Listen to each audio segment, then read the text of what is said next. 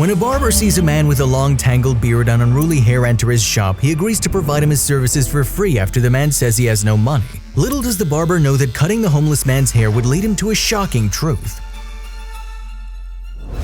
Andrew was a kind-hearted 31-year-old man who worked as a barber. After graduating high school, he took up this profession because a single mother couldn't afford to send him to college. Instead of feeling sad, complaining, or comparing his fate with other people's lavish lifestyles, the young boy took his difficult circumstances as a challenge and worked hard towards a better future. It had been over a decade since Andrew started cutting people's hair and shaving their beards. He had his own barber shop and was making enough money to make ends meet. It was a regular day for Andrew, cutting people's hair as one person walked in after the other. His shop was a prime location in town, easily accessible to a lot of people. As the day progressed, Andrew ensured all his customers walked out of his shop satisfied. He was cutting a young boy's hair when everyone's gaze shifted towards the glass door as a homeless man entered. Noticing how some men had started mumbling, Andrew looked towards the entrance and saw the man with a long beard and tangled hair reaching his shoulders. His torn, dirty clothes were proof of his difficult life on the streets. Standing by the entrance, the man looked at Andrew with a ray of hope sparkling in his eyes. He didn't have enough money to get a haircut or buy a razor to shave his beard. He'd entered the barbershop hoping someone would help him. "Please have a seat." Andrew smiled at the man, welcoming him inside. Without saying a word, the homeless man sat on one of the seats in the waiting area, hoping no one would ask him for money. Feeling nervous, he fidgeted with his fingers, his gaze locked on the ground. A few minutes later, Andrew gestured for the homeless man to sit on the recliner. Feeling happy, the man stood up and walked towards the chair. "I don't have any money to pay for the services," he told Andrew, his voice tinged with embarrassment. "It's okay, sir," Andrew cheered, smiling and leaning towards him. "Your haircut and shave are on me. Please let me know if there's anything else you need." Shocked by Andrew's offer, the homeless man thanked him and introduced himself. "I'm Jake, and you?" "My name's Andrew. I'm the boss here," he replied, smiling at Jake. "You don't have to worry about the payment, okay? Just sit here and let me transform your look." Andrew's heartwarming gesture made Jake feel happy. He quickly sat in the chair and allowed Andrew to do his magic, resting his head on the headrest as Andrew prepared to shave his beard. Carefully gliding the blade on Jake's dry, rough facial skin, Andrew shaved his unkempt beard.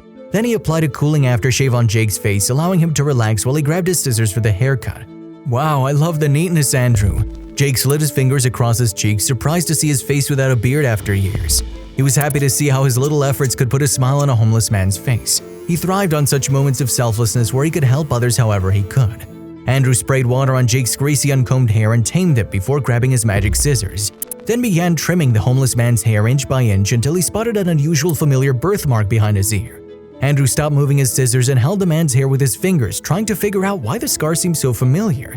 He looked at it for a few seconds until he recognized the man sitting before him. Looking at Jake's face in the mirror, Andrew suddenly felt his head spin.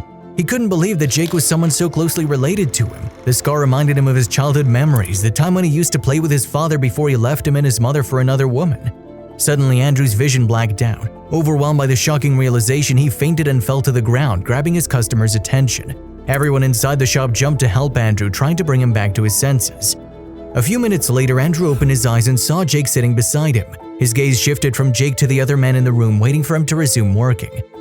"I'm so sorry, but I won't be able to take any more appointments today," Andrew apologized to everyone except Jake.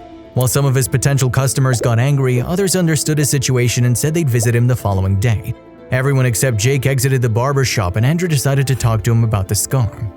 "This scar on your head reminds me of something. I think we're related," Andrew confessed. "What do you mean?" Jake was confused. "I think you're my father," Andrew revealed, scratching his head, his eyebrows arched upwards. "What?" Jake gasped as he began to think about his past. After a few moments of silence, he asked Andrew, "Are you Mary's son? Are you really her boy?" "Yes," Andrew nodded.